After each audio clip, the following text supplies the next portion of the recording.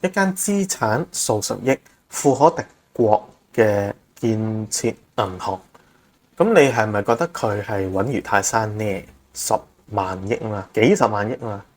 咁當然啦，如果你睇過佢八字原局，你會好驚訝咁發現，依間個銀行嘅本質係我哋叫做無根啊，甲木無根，無根之木，沒有根基嘅、沒有地基嘅大廈又點可以存在嘅含義啦。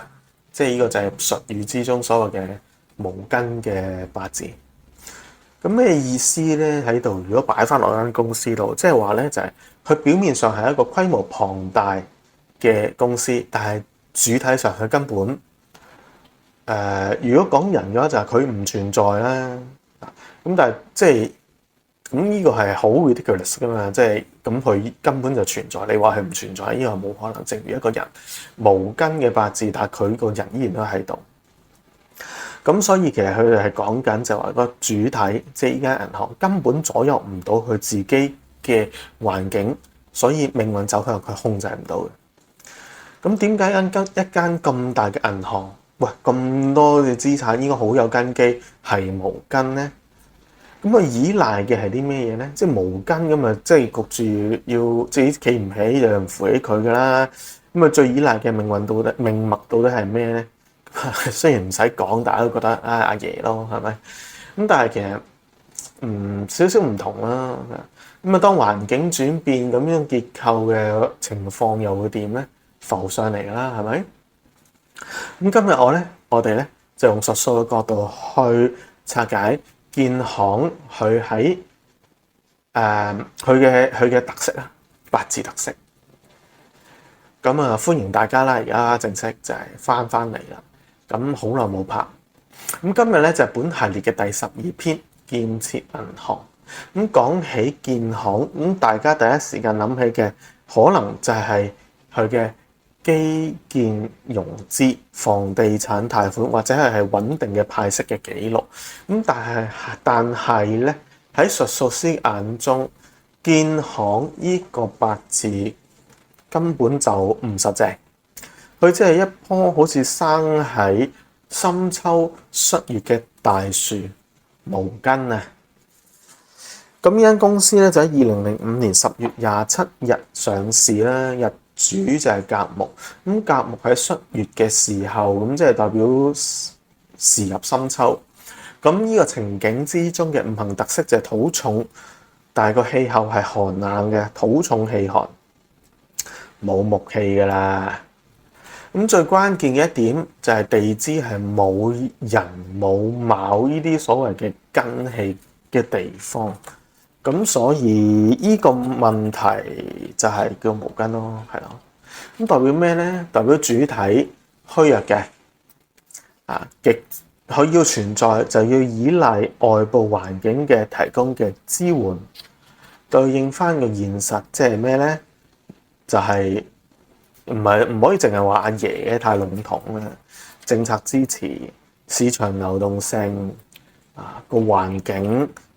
舉個例啦，建設啊嘛，建設最興講嘅基建與房地產，咁房地產嘅一啲嘅貸款或者嘅房地產嘅融資，咪就係對佢嚟講最需要嘅東西咯。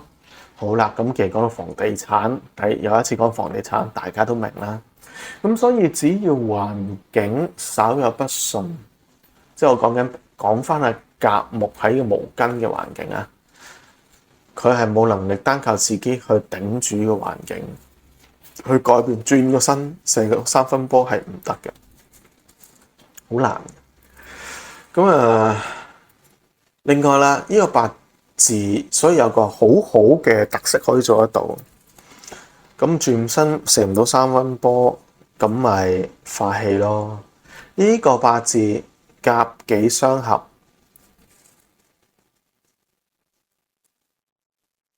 化戊土。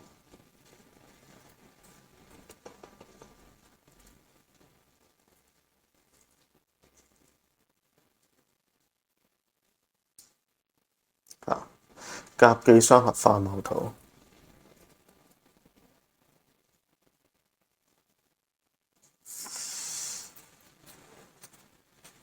咁呢種嘅化氣格就係代表住成盤個八字本來就係甲木，你以為甲木係日干咩？佢面臨呢個環境咩？佢唔係啊，一個轉身變咗戊土啦。係啊，咁所以呢個八字嘅特色就係，原來佢係戊土，不過面臨嘅嘢係咪就係重土啊？頭先講唔止，其實你話重土咩？佢話俾你聽，我係金重，身有戌會局，自為金嘅長生。呢個八字土重金寒先至係真。咁呢樣嘢先至對題啊嘛。金係乜嘢啊？金係金融啊嘛。所以而唔算係流動性啊。所以係金係你見到佢嘅業務係以融資為主啊。係啊。咁所以對銀行嚟講，金係咪係咯？頭先所講流動性啦。咁但係佢喺八字中有另外一樣嘢，我哋要考慮嘅就係十神。咁佢呢度當中代表嘅就係官殺，即係制度規管監管。咁所做嘅一切都係一啲嘅規範要管理嘅生意啦。咁啊，即係定好咗個 terms，定好咗啲還款嘅細則，咪借錢批核啊，啱條件咪借，咁咪跟住咪收錢咯。係咯，呢個咪就係佢嘅特色咯。正常銀行業嘅特色咯。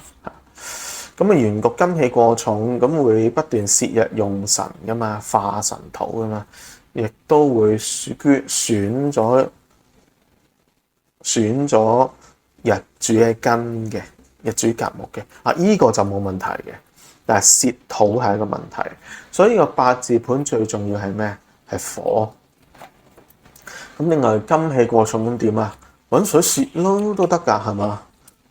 咁冇咁好嘅。咁如果用水泄嘅話，咪會生木咯，係嘛？咁如果用水泄去生木嘅話，係咪好處咧？咁呢啲要睇時勢啦。咁如果純元局去睇就唔好嘅。咁但係喺呢個暫時元局你睇叫化氣嘅情況之下咧，就火係好啲嘅。咁入到嚟生土，稍微制一制個金咁樣啦，咁制唔到嘅，咁生土係最好啦。所以水與火都可以有佢嘅好處，咁但係重點係火啦，其實。咁好啦，但係 anyway 翻嚟就係總言之，呢個八字最緊要睇咩？就係睇政策啊嘛，頭先講。咁政策只要夠足夠。頂得順，咁咪搞掂咯，係啦，就係咁啦。咁點解啊？因為丙火咪印星咯，係土嘅印星，呢個化氣減。咁所以最特色嘅就係我哋睇翻啦，啱啱所講，用火變化戊土啊嘛，用火土係房地產啦，係咪？金火土金呢三樣嘢。咁而係講印星嘅話，我哋睇下就係而家喺現實嘅情景，去到火旺嘅流年啊嘛。咁生土啦，但係同時傷金啦，傷金係咪好咧？其實係好嘅，係啊。咁但係對佢嚟講係格局嘅收縮嚇。咁即係稍見規管都係好事嘅。咁但係術語之中，我哋會知道嘅，即係用翻甲木嘅角度去講，咪就係傷官見官咯。咁但係喺頭先都講呢個化氣格啊嘛，化氣格嚟講，咪即係將過度嘅投資稍加控制咯。咁但係而家先控制就當然之前呢啲咩係咪？咁所以而家係一個去除陣痛嘅情景，係啦。咁如果我哋睇未來，即係例如今年咁樣咧，今年唔係講今年嘢啩，佢成個呢個元局嘅特質。咁春天四季嘅分別會點咧？春天你會見到水生木旺，係唔好嘅。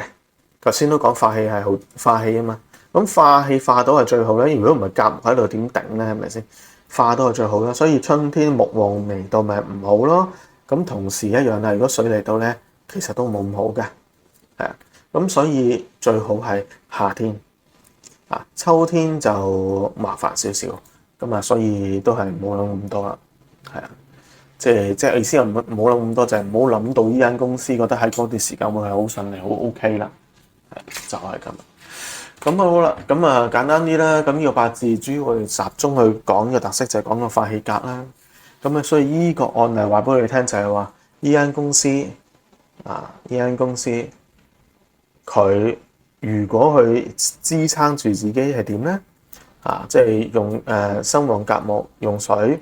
咁佢面臨嘅就係極大嘅壓力要規管，所以轉身四個三分波做呢個化氣，咁就符合啦。即係簡單啲講，佢主力做翻同土貸款金啦，即係投資啦。同埋呢個政策嘅支持之下，佢就會成功。特別係如果係去到火旺嘅流年，呢啲咪好咯，係啦，就係咁啦。咁依化氣格就好爭議嘅，因為好多人會睇多一樣嘢。如果我哋睇翻呢個八字盤，就係話喂，月木喎喺度喎，咁點化氣啊？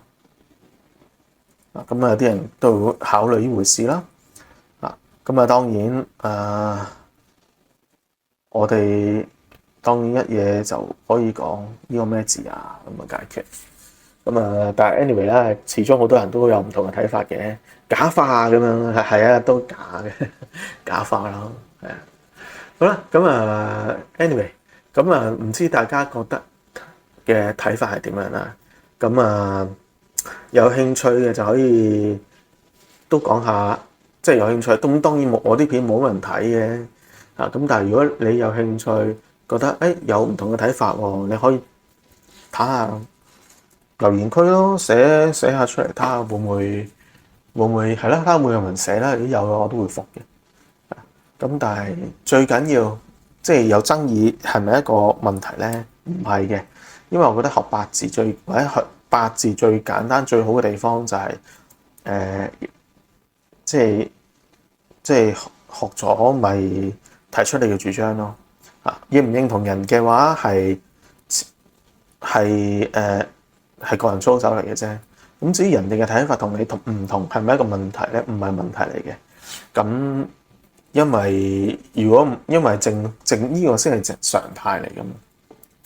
咁但係我哋唔可以偏離現實咯。現實係點？咁呢個就係答案。咁我哋冇得爭拗。所以點解用上市公司去批八字、去研究八字係一個好處，就係大把往績睇到啦。每一分每一秒每一日嘅事嘅發生都可以照樣嚟用嚟做一個推論，咁咪清晰咯，冇得拗噶嘛。方八字公式可以拗，現實冇得拗。咁唔知你今日所見到嘅係點嘅情況咧？係啦，訂閱分享啦，多謝大家。